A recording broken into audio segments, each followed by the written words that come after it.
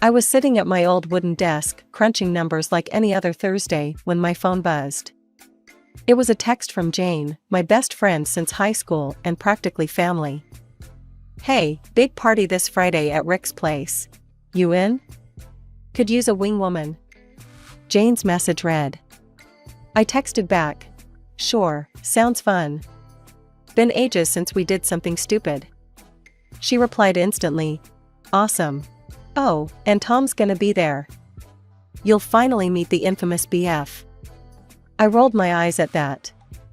Jane had been seeing Tom for a few months now, and she was head over heels. I hadn't met him yet, but from what Jane gushed about, he was the catch of the century. Closing my laptop, I glanced at the clock. It was nearly time to leave. I grabbed my things and headed out, deciding to swing by Grandma's on my way home. As I walked in, the smell of baking apples filled the air. Grandma was in the kitchen, pulling an apple pie out of the oven. "There's my girl," she exclaimed, her eyes twinkling. "Perfect timing. Help yourself to some pie." I hugged her, and she patted my back with her flour-dusted hand. "How you doing, honey?" "Actually going to a party tomorrow. Jane's boyfriend will be there. It's a meet and greet for me," I said, taking a bite of the warm pie. Grandma raised an eyebrow. "Boyfriend, huh? Don't let those boys mess with you or Jane." "We joked about that the other day," I laughed. "Said no man's born who could mess with our squad." "Good, keep it that way," she advised, her tone firm but loving. "Men come and go, but your bond with Jane, that's for keeps." I nodded, knowing she was right. After pie, I helped clean up and told her about the party details. She listened, nodding and ing in all the right places. The next day after work, I got ready for the party. Choosing an outfit was a battle between casual and trying too hard. I finally settled on a simple black top and jeans. It was Rick's place after all, not some fancy downtown club. I arrived a bit late, the place already buzzing with music and chatter.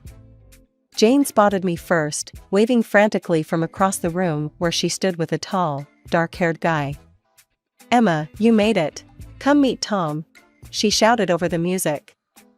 As I approached, Tom turned and smiled, his gaze lingering a bit too long for a casual once-over. "Heard a lot about you," he said, his voice smooth. "Only the good stuff, I hope," I replied, trying to match his casual demeanor. "All good, promise," Jane chimed in, her eyes darting between us. Something in her look made me cautious, but I brushed it off as party nerves. We chatted, the three of us, and Tom was charming, making me laugh more than I expected. But every now and then, his compliments felt a tad too pointed, his glances a little too sharp. I ignored the nagging feeling in my gut, blaming it on overthinking. After the party, things between Tom and me picked up speed faster than I ever expected.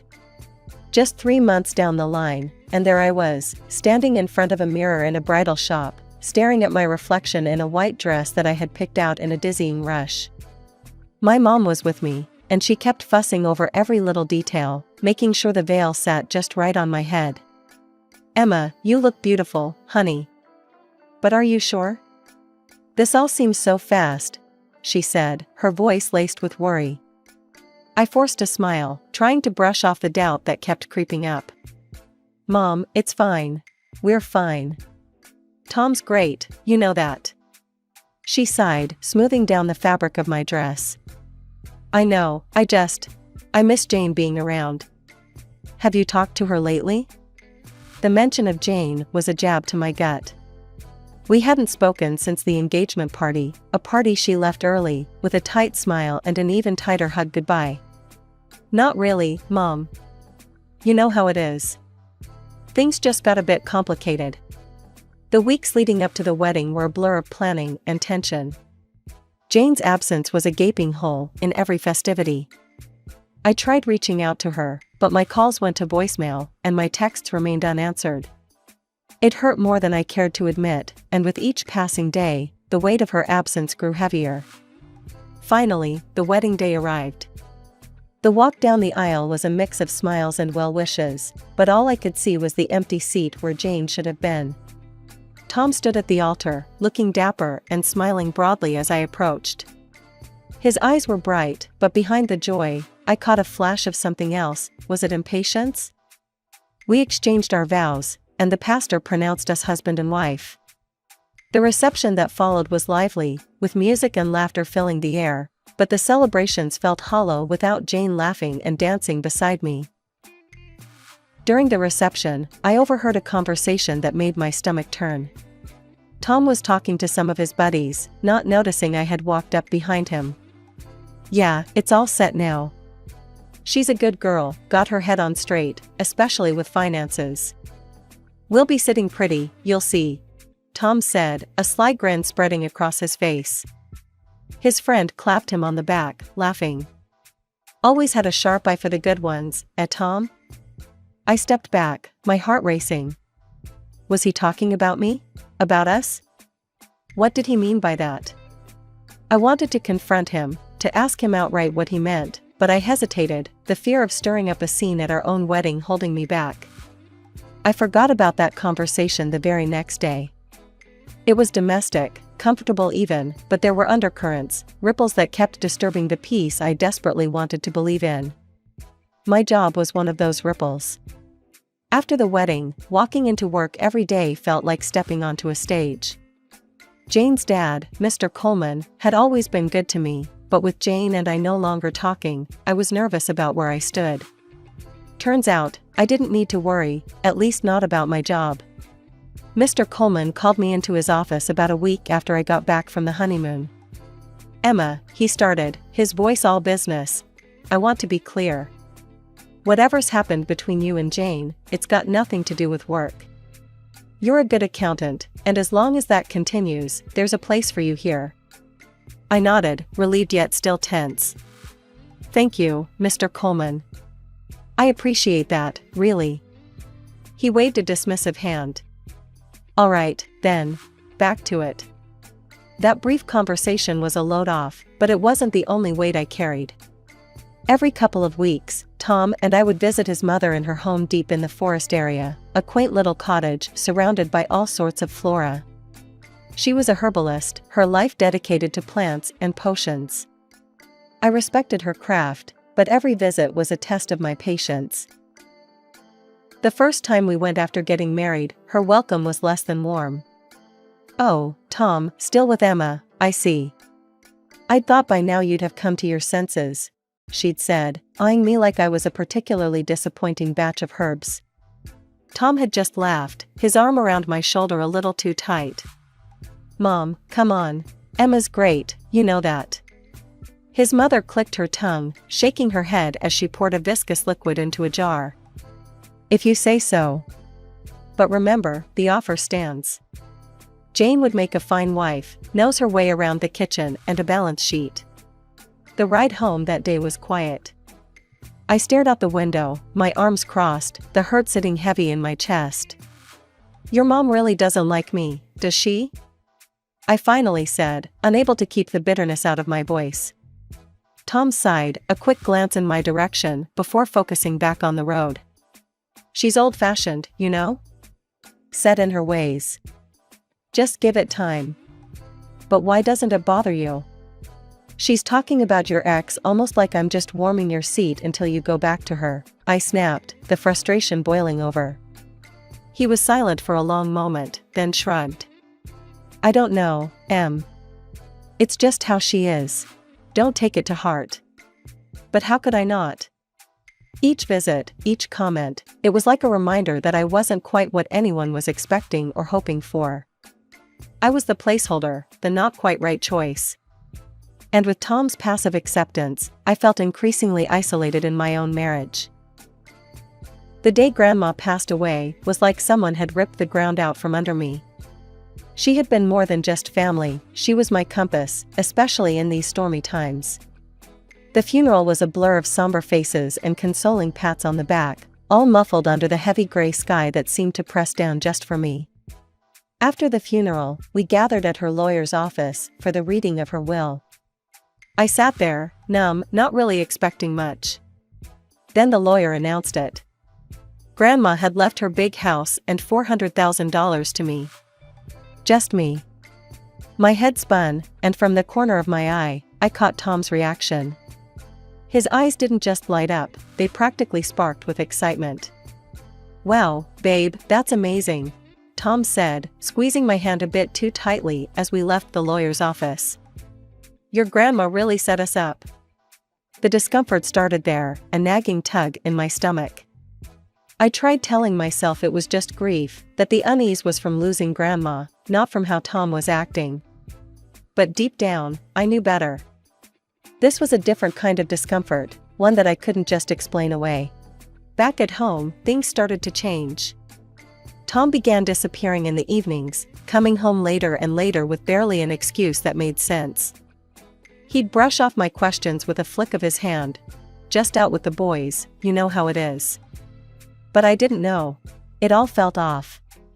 The final straw came one evening over dinner when he brought up the money and the house. "You know, Emma," he started, his voice casual as he passed me the salt. "We should really think about investing that $400,000. And the house? We could sell it. Make a fortune and invest that too." I stared at him, my fork halfway to my mouth, the food suddenly tasteless. "Sell Grandma's house? Are you serious?" "Yeah, why not?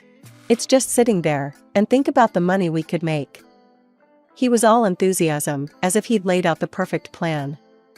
I put my fork down, my appetite gone. "No, Tom. I'm going to rent it out. It's what she would have wanted, and the money's going into a fund for our future children's education." Tom's face changed then, his smile disappearing. "That's a stupid idea, Emma. We could be rich if you weren't so sentimental about that old place." His words stung, and we ended up in a heated argument, voices raised, words that couldn't be taken back thrown carelessly into the space between us. He stormed off eventually, and we didn't speak for days. The next time Tom and I spoke, it was awkward, a thin veneer of normalcy painted over our unresolved conflict. "Look, Emma, I'm sorry for blowing up," he said one evening, his voice soft, almost contrite. "I just think we need to think about our future, about making the most of what we've got." I nodded, not trusting myself to speak, my words likely to betray the resentment that had started to fester. "We'll do it your way," he added, but the way he said it, like a concession rather than agreement, left me cold. As days turned into weeks, the distance between us grew. Tom spent more time out, and I spent more time at Grandma's house, planning the renovations needed to turn it into a rental property. It was one of those rare Sundays when we didn't have much planned, so Tom suggested we go visit his mom. I agreed reluctantly. Each visit was harder than the last, but I didn't want to be the reason he couldn't see his mother. She greeted us with her usual reserved smile, but it didn't take long for the atmosphere to shift. Not even halfway through dinner, she started rubbing her temples, her sighs heavier than the humid summer air. "I've been feeling so unwell lately," she moaned, casting a pointed glance my way as if my mere presence might be the cause. Tom immediately jumped to her aid, his voice filled with concern. "Mom, what's wrong? Is there anything we can do?" I knew that tone, it was the prelude to him volunteering my time like it was his to give. And sure enough, his next sentence was directed at me. "Emma, maybe you could stay here for a few days? Help Mom out?" I was already shaking my head before he finished. "Tom, you know I've got a packed schedule at work. Besides, maybe it's time to consider a more permanent solution?" "I don't trust modern medicine," she snapped, waving a dismissive hand at me. Her other hand gestured towards the shelves lined with herbs and bottles. "I have my remedies. I just need a bit of help around here, that's all." The ride home was icy. Tom's disappointment was palpable, a thick fog that filled the car and left no room for reasoned conversation. "You know, I'm not sure you really love me," he said suddenly, his voice cold and distant. "Refusing to help my mom says a lot about your feelings towards my family." I turned to him, stunned. "How can you question my love based on this?" I've supported every decision, attended every family gathering, and now you say this? You don't act like someone who's part of this family. Maybe I made a mistake marrying you. He shot back, the words slicing through the last threads of my patience. Are you saying you want a divorce? I asked, my voice barely a whisper. If things don't change, maybe I do, he replied curtly, his profile stark against the passing streetlights. The next few weeks were rough. Tom withdrew further, busying himself with anything that meant not having to spend time with me. At night, he'd talk to his mother on speakerphone, her loud, self-pitying complaints about her health echoing through our apartment. Oh, Tom, I don't know how much longer I can manage on my own, she'd wail. Your wife doesn't even care if I die. And each time, Tom would look at me with accusation in his eyes, as if her health was my responsibility. After several nights of this, I couldn't take it anymore. I started wearing earplugs, the soft foam a blessed barrier against her manipulative moans. It was a usual Thursday afternoon when I decided to check our joint savings account, a routine I had pushed aside for months due to the constant chaos at home. Logging in, I anticipated seeing our usual balance, but the numbers that greeted me sent a chill down my spine. The account was nearly drained. Stunned, I scrolled through the transaction history. Large withdrawals stamped with just ATM and no further explanation. My heart raced as I pieced together that these withdrawals coincided with the nights Tom came home late or not at all. I felt a sickening mix of betrayal and panic gnawing in my stomach. I couldn't confront Tom, not yet. I needed more information, something concrete before I sparked a confrontation that I wasn't prepared to handle. That's when the idea of hiring a private detective came to me. I found a reputable detective online and explained my situation over a hushed phone call from the back of a cafe. 3 agonizing weeks later, the detective called me back. We need to meet, was all he said. Sitting across from him in a dimly lit corner of a different coffee shop, the detective laid it all out. Your husband's in deep, he started, his eyes not leaving the file in front of him. He's racked up a significant amount of gambling debt. The kind that gets dangerous. My hands trembled. How bad? Bad enough that he's desperate. He's been talking about your finances, specifically your inheritance, as a way out. I recorded a conversation between him and his mother. It seems they have plans for your assets. He played the audio clip. Tom's voice, casual and cold, discussing how soon my money would fix everything. I felt nauseous listening to his plans, spoken so freely, as if I was nothing more than an obstacle to be dealt with. I was still reeling from this revelation when my phone buzzed. It was Jane, my long-lost friend, the one person I thought I had pushed too far away to ever return. Her text was simple, need to talk. Can you meet today? Hours later, I sat across from Jane in yet another cafe, the noise around us a stark contrast to the silence that had stretched between us for months. She looked nervous, playing with her coffee cup before she spoke. Emma, I'm here because Tom has been contacting me. He's made advances, said things. She paused, her voice shaking. He told me he made a mistake marrying you, that he should have been with me all along. I felt like I was in a nightmare, everything spinning out of control. You're telling me this now? Why? Because he asked me to do something unthinkable. He wanted me to convince my dad to fire you. Said that once you were jobless, you'd have no choice but to depend on him, to move in with his mother. She pushed her phone across the table, playing a recording of their conversation.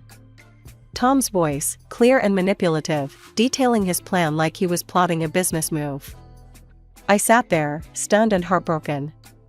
Not just by Tom's betrayal, but by the enormity of his deceit and manipulation. Leaving the cafe, I felt a mix of fear and clarity. It was clear now that Tom and his mother were not just overbearing, they were dangerous. The drive over to Tom's mother's house that weekend felt longer than usual. I felt like I was heading straight into the lion's den, armed with nothing but a fragile plan and a heavy heart. When we arrived, his mother greeted us with her customary cold warmth, a thin smile that never quite reached her eyes. Almost immediately, she started her usual routine of complaints and thinly veiled barbs. "Oh, Emma, dear, I'm just so frail these days, barely can manage on my own," she lamented as we settled into the musty living room. I nodded, my stomach churning, but I had my own plans. "Why don't we start with a little walk outside? Some fresh air might do us all good." His mother hesitated, then agreed, shuffling towards the door with more agility than her complaints suggested. Once outside, I made a show of tying my shoelace and let them walk ahead, slipping back into the house under the guise of grabbing a forgotten sweater. Once inside, I quickly turned on the dictaphone app on my phone and tucked it under a cushion on the sofa. My heart pounded as I rejoined them, the device now safely recording whatever would transpire in my absence. We walked for a bit, the conversation light, but my mind was elsewhere. After making sure they were well engaged in idle chatter, I excused myself, claiming a sudden headache and the need for a quick lie down. They continued their walk, and I rushed back, my steps as silent as a whisper. Hiding in the small pantry, I strained my ears. Soon, their voices floated through the door, Tom's laced with excitement, his mother's dripping with sinister joy. "It's almost ready, Mom. Once Emma moves in for a few weeks to help out, we can start with the herbs you prepared," Tom said, his voice a cold hiss that sent shivers down my spine. "Oh, Tom, dear, everything's prepared. Those special herbs of mine, they work fast and leave no trace. Just make sure she drinks her tea every morning. No one will suspect a thing," his mother replied, her giggle sending waves of horror through me. "And once she's gone, no more debts hanging over my head. I can finally clean up my mess and move on. Maybe with Jane," Tom continued, unaware of the betraying silence that filled the rest of the house. Feeling like my entire body was encased in ice, I carefully made my way out and back to the empty living room. I retrieved my phone, stopping the recording and slipping it into my pocket, a heavy weight of evidence against them. That night, I lay awake, the recording playing over and over in my head. I knew I couldn't stay silent anymore. I had to act, and fast. The morning couldn't come soon enough, and with it, I'd begin setting my plan into motion.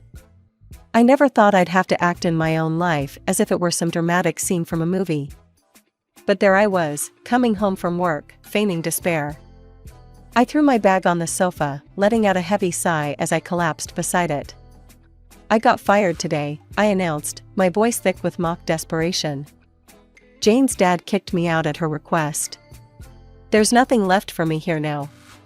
Tom froze, his eyes wide with a mix of shock and, disgustingly, a spark of glee. "You got fired? Really? Well, that's unfortunate, babe. But hey, maybe this is for the best, you know? Now you can move in with my mom, help her out. She needs you." His words, so predictably selfish, fueled my silent fury. "No, Tom. I will never move in with her." "I can't believe you'd even ask that of me," I shot back, standing to face him, my voice rising in controlled anger. His face contorted with frustration as he yelled back, "If you won't do that for me, for us, then maybe we shouldn't be together. Maybe we should just get a divorce." The word divorce hung in the air like a promise. I reached into my bag, my hand clasping the divorce papers I had prepared. Smiling thinly, I handed them to him. "You want a divorce, Tom? You got it. I've signed the papers. It's over." His expression, a mix of confusion and horror, was almost satisfying. "What? You knew? You want this?" "I know everything, Tom," I said, my voice steady, despite the racing of my heart. "About your debts, your plans with your mom, everything." As realization dawned on him, his shock turned to anger, and he stepped towards me menacingly. But before he could reach me, the front door burst open. 2 police officers entered, their presence a wall between me and Tom. Tom paled, his anger deflating as he realized the extent of his exposure. "We have enough evidence to hold you and your mother," one officer announced as they cuffed him. "You're both under arrest on suspicion of conspiracy to commit murder." The trial was swift. The recordings I had made were damning. In court, faced with the undeniable evidence, Tom and his mother confessed to their horrific plans. They were sentenced to several years in prison. Amidst it all, Jane was there, her presence a silent support I hadn't realized I'd missed so deeply. We walked out together, the weight of the past few months lifting slightly with each step. "Let's never let anyone come between us again," she said, squeezing my hand. "Never," I agreed, feeling the truth of our reconciliation. It felt like coming home.